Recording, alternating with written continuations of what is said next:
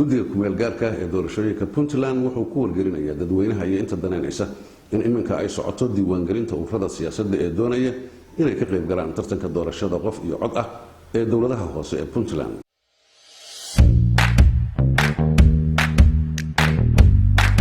diiwaangelinta oo soo bilaabatay 15 Diseembar 2019 waxay ku egtahay 15 bisha Maarch ee sanadkan 2020. haddaba ciddii doonaysa inay isdiiwaan geliso shuruudaha iyo habraaca laga doonayo si dhammaystiran waxay uga heli karaan barta internetka ee guddiga doorashada iyo Facebooka ee isla guddiga.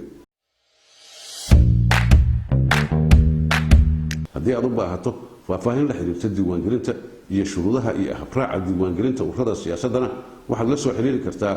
xarunta guddiga doorashooyinka Puntland ee Garowe iyo barta internetka aan ku leenahay ee